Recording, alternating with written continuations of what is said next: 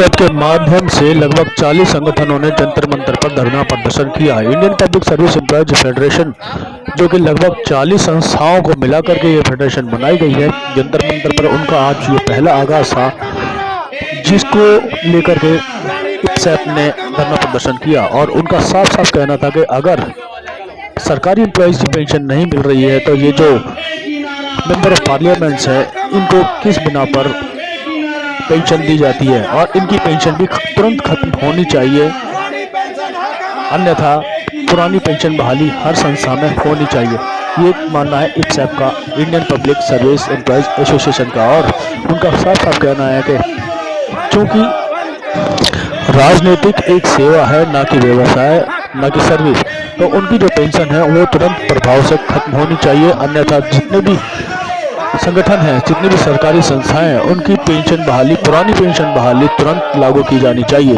क्या कुछ कहा यहाँ के लोगों ने, आइए जानते हैं। एक ही मांग, एक ही नारा, पुरानी पेंशन हक हमारा। एक ही मांग, एक ही मांग, एक ही नारा, पुरानी पेंशन हक हमारा। हर सांसद के घर जाएंगे, जाएंगे, जाएंगे। हर सांसद के घर जाएंगे, जाएंगे, जाएंगे। हर सांसद के घर जाएंगे, जाएंगे, जाएंगे। अंशदायी पेंशन योजना मैं आपका, और आज यहाँ जंतर मंतर पे आप लोग अपनी पेंशन को लेकर, अपनी मांगों को लेकर उपस्थित हुए, उसका मेन उद्देश्य क्या है? मेरा नाम प्रेमचंद है, मैं Indian public service employees federation का महासचिव हूँ। हम आज 20 नवंबर 2022 को रामलीला मैदान में एक विशाल रैली के आयोजन का आह्वान किया हमने। आज हम लोग जितने भी देश के जनप्रतिनिधि हैं, प्रधानमंत्री से लेके हर जनप्रतिनिधि के एक पत्र दे रहे हैं कि जो कर्मचारी है वो 30 साल 40 साल नौकरी करता है, इसी से उसके परिवार का भरण पोषण होता है। तो जनप्रतिनिधि एक सामाजिक कार्यकर्ता है, उसका कोई नौकरी या व्यवसाय नहीं है। आप लोग एमपी की पेंशन छोड़ने की मांग भी कर रहे हैं, ये कहाँ तक सही है? हमारा कहना है कि वो जनप्रतिनिधि, हमारा जनप्रतिनिधि होते हुए देश के जनमानस को जब तक पेंशन ना मिले, सम्मानजनक पेंशन ना मिले, तब तक उसको नैतिकता के आधार पर अपनी पेंशन छोड़नी चाहिए। कारण क्या है कि जिस तरीके से लगातार मांगे उठती रहती है इस सरकार में, सरकार का विरोध ही हो रहा है, जितनी भी नीति आई है अभी तक। इप्सैप की जो बात करें तो ये संगठन कब से शुरू हुआ, क्या इनकी मुख्य धारा हो रहा है? भारत का पहला एक संगठन है जिसमें केंद्र सरकार, राज्य सरकार, ऑटोनोमस बॉडी, लोकल बॉडी, मतलब जिसका भी फंड सरकार से परोक्ष या अप्रोक्ष रूप से जाता है, उसका महासंघ है। पहली बार देश के सभी कर्मचारी एक अम्ब्रेला के नीचे, वो Indian public service employees federation, उसके तहत आ रहे हैं। और आने वाले टाइम में, क्योंकि देश का कर्मचारी देश की नींव है, वो हर सरकार की नीति को सरकारी कर्मचारी के माध्यम से लागू किया जाता है। अगर जनप्रतिनिधि हमारे कर्मचारियों का, जिसका नियोक्ता वो है, उसके हितों का ध्यान में नहीं रखेगा तो कर्मचारी मजबूरन आंदोलन को मजबूर है। तो लगातार जिस तरीके से सरकारी संगठन को प्राइवेटाइजेशन किया जा रहा है, अभी तक ये संगठन सारे का जो एकत्रित करने की अब बात हुई है, ये मांग पहले क्यों नहीं उठी? पहले उठी थी, शायद पहले उतनी मजबूती से नहीं उठा पाए थे, इसीलिए पहले अलग अलग संगठन थे। सेंट्रल गवर्नमेंट का अलग था, स्टेट का अलग था, ऑटोनोमस बॉडी अलग थे, लोकल बॉडीज अलग थे। अब हमने सभी को इकट्ठा करके एक सुर में, ये निजीकरण का मामला नहीं, ये देश के लोगों के मतलब बुनियादी सुविधाओं को मिलने का मामला है। जिस तरह हेल्थ को, एजुकेशन को, तमाम सेक्टर को, आप सड़क पे जाइए, ये जनता के टैक्स से सड़कें बन रही है, फिर भी हर 2 किलोमीटर पे टोल टैक्स। मतलब सरकार क्या चाहती है?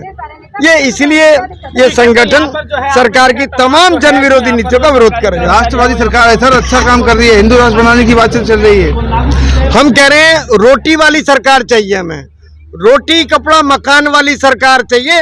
हम अपने घर में जिस धर्म को मानना चाहें, हम लोग अपने धर्म को बेखूबी मानते हैं, उसके लिए किसी मास्टर जी की जरूरत नहीं है हमें। ये जो आप लोगों ने लिखा हुआ है, हमको नई खुद पुरानी नहीं चलेगी, नहीं चलेगी, इसका मेन क्या कारण है? इसका मेन कारण है कि कोई भी जनप्रतिनिधि चुने जाने पर केवल शपथ लेने से उसकी पेंशन सुनिश्चित होती है, जबकि कर्मचारी का पैसा शेयर बाजार में लगाएंगे, उससे जो भी आउटकम होगा मतलब उससे वो पेंशन देने की बात कर रहे हैं। नई पेंशन नीतियों में क्या क्या कमियां हैं जिसकी वजह से आप पुरानी पेंशन बहाली की बात कर रहे हैं? इसमें सुनिश्चितता नहीं है। इसमें किसी कर्मचारी को आप जब कोई मकान बनाते हो या कोई भी चीज करते हो उसमें सुनिश्चित होता है कि आपको क्या क्या करना है। नई पेंशन स्कीम में कुछ भी सुनिश्चितता नहीं है। तो मैडम आपका क्या मानना है, जिस तरीके से अभी सर ने कहा कि नई पेंशन बहाली के अंदर तो कोई निश्चितता नहीं है और इसीलिए पुरानी पेंशन की मांग की जा रही है? बिल्कुल ठीक बात है सर। यदि पिछले से आगे हमें अधिक मिलता है और अच्छा सुविधा से मिलता है तो हम क्यों पुरानी पेंशन की मांग करेंगे? सीधी सी बात है। देखिए, हर महीने सरकारी कर्मचारी का किसी का 10,000 किसी का 20,000 महीने की तनख्वाह में से कट जाता है, जो कि सरकार की झोली में जाके गिर जाता है। उसके एवज में हमें 25-30 साल के बाद वो क्या देंगे, किस रूप में देंगे, कितना देंगे, हमें कोई जानकारी ही नहीं है। ये कैसा अंधा कानून बना रखा है, ये कैसी रीति नीति बना लेते हैं, अपने आप पॉलिसी बना लेते हैं, अपने आप ही पूरा कर लेते हैं, उसके साथ में ना कोई सुविधाएं देते हैं, न मान न सम्मान न हक न अधिकार। ये कब तक चलेगा ऐसा? ये कैसी सरकार है आगे देश में? IPSAF के अंदर कौन कौन से संगठन मौजूदा स्थिति में मौजूद हैं और आगे ये लड़ाई कहां तक जाने वाली है? Indian public service employ federation Bharat सरकार के जितने भी सरकारी कर्मचारी हैं उनकी यूनियन के ऊपर एक यूनियन बनी है, Indian public service employ federation. तो जितने भी सरकारी कर्मचारी हैं वो देश में कोने कोने से इकट्ठा हो चुके हैं, सभी अब आ चुके हैं, यहाँ जंतर मंतर पर हैं, कल रामलीला ग्राउंड में पहुंचेंगे और दिन दूर नहीं है कि चक्का जाम करेंगे। सरकारों की कानों में आवाज को जाना ही होगा। जैसे कि आप जानते हैं, आज हर MP को हम लोग चिट्ठी देने जा रहे हैं कि ठीक है, हमारी पेंशन नहीं देना चाहते मत दो, तो अपनी तो छोड़ो, किस हक अधिकार से? कौन से सरकारी आप दफ्तरों में काम करते हैं, कौन सी देश की सेवा आप कर रहे हैं? आप तो समाज सेवी हैं, समाज सेवा करने के लिए आए हैं। और देखो, नोटों की भरी हुई EDM देखो किस तरह से न्यूज में दिखाई दे रहा है। तो पूंजी बहुत है, लेकिन पूंजी जो है कुछ हाथों में चली गई है। वादा तो कहता काला धन लेकर आएंगे, पर मुझे लग रहा है काला धन तो जमावड़ा हो रहा है। ED रात भर मशीनें फेल रही है नोट गिनने में। कुछ लोग हम नीरव मोदी जैसे बैंक लूट के भाग जाते हैं, लेकिन दिक्कत क्या है? सरकारी कर्मचारी कमजोर है। कहते हैं ना कि मत पूछिए कितने मजबूर हैं हम, मत पूछिए कि कितने मजबूर हैं हम, बस समझ लीजिए कि मजदूर हैं हम। लगता है आपको, जिस तरीके से आपने कल रामलीला मैदान को भरने की बात की जी, कितनी संख्या हो सकती है? और लाखों की संख्या में आएंगे पूरे भारत के देश वहां पर एकत्रित होंगे, क्योंकि हम सबको पेंशन चाहिए। बुढ़ापे में आप सब बताइए कहाँ जाएंगे हम, किस दर पर ठोकरे खाएंगे हम? पूरी जिंदगी जब हमने सरकार का काम किया है, एक घर में भी हम नौकर रखते हैं ना सर, तो जब वो पूरी जिंदगी हमें देता है तो उनके बच्चों की जिम्मेदारी हम खुद ले लेते हैं। ये तो नेक नियत का काम है और हमारी समाज की रीति रही है, देश की संस्कृति रही है कि एक हाथ सबको साथ हम सब लेकर चलते हैं। हम परिवारवाद में विश्वास करने वाले हैं, वंशवाद में विश्वास करने वाले हैं। ये सरकार में ऐसी नीतियां जो बन गई हैं कि अब 60 साल के बाद यूज एंड थ्रो कर दो तो कोई सामान नहीं है। पढ़े लिखे सबका साथ और सबका विकास का नारा लेके चल रही है, तो ये विकास के लिए तो खड़े हैं सर। सारे MP ले तो रहे, पेंशन ले तो रहे, 7 pension 8 pension 10 pension 3 pension 1 pension, वो सबका साथ सबका विकास अपनी टीम अपनी पार्टी का कर रहे हैं। इस तरीके से आपने MP जितने भी हैं, आपने खुद कहा कि कई सारी पेंशनें ले रहे हैं, क्या लगता है कि आपको आपकी ये मांग मानी जाएगी, वो छोड़ेंगे अपनी पेंशन? आपको क्या लगता है, नियम के हिसाब से माननी चाहिए कि नहीं माननी चाहिए? नियम के जो हिसाब से काम तो माननी करेगा, जो काम करेगा वो धक्के खाएगा, उसको धमकियां दी जाएंगी, उसको जेल खानों में डाला जाएगा, और जो बैठ के मलाई मार रहे हैं उनको कुर्सी दी जाएगी, सम्मान दिया जाएगा। ये कौन सी नीति और रीति और किस पॉलिसी के अंतर्गत सरकारें चल रही हैं? तो सरकारों से हम विनती कर रहे हैं, यहाँ विनती के लिए हम एकत्रित हुए हैं कि करबद्ध विनती हमारी आपसे, कृपया करके हमारे बुढ़ापे का सहारा दे दीजिए। हम मजबूर हैं, हम परेशान हैं, हम दुखी हैं, हम चिंतित हैं, हम व्यथित हैं, हम घबराए हुए हैं। हमें नहीं समझ में आ रहा है कि 60 साल के बाद हम कहाँ जाएंगे, कहाँ कौन कौन से अनाथ आश्रम में जाएंगे। हमारे पास ना स्वास्थ्य के लिए पैसा होगा, ना रोटी के लिए पैसा होगा, और भगवान करे कि हमारे बच्चे पढ़े लिख कर विदेशों में जाके पूरे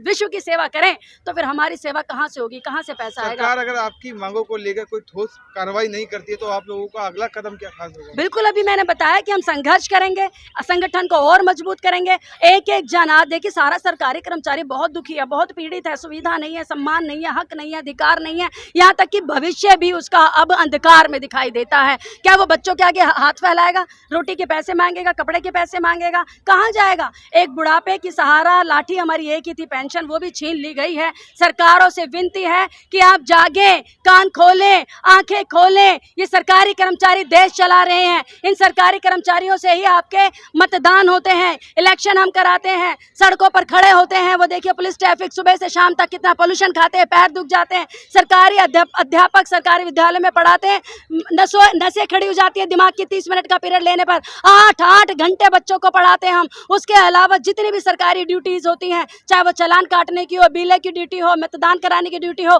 कोरोना टाइम में राशन बांटा हमने, ड्राई राशन, अपनी जान पर खेल कर हमने देश की सेवा की है। हमारा अधिकार है, हमको पेंशन देनी चाहिए। और इसके बावजूद भी आप यदि पेंशन नहीं देंगे तो हम पेन ड्रॉप स्ट्राइक करेंगे। हम अपने अपने कार्यालयों में जाके धरना देंगे।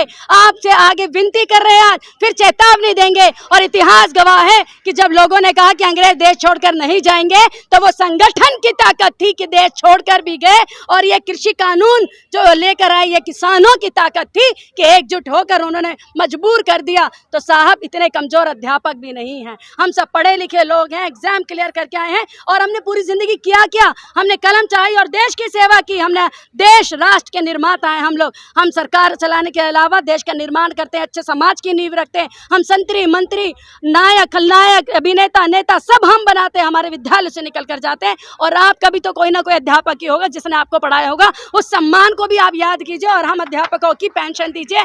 हर सरकारी कर्मचारी को आप पेंशन दीजिए। आपसे करबद्ध विनती करते हैं। अगर ऐसा नहीं होता, नहीं मानती सरकार, तो आगे का जो प्लान है वो क्या है? मैंने बताया, अभी हम 20 नवंबर को संघर्ष जारी रखेंगे और रामलीला मैदान में लाखों की संख्या में धरना धरेंगे। 20 नवंबर को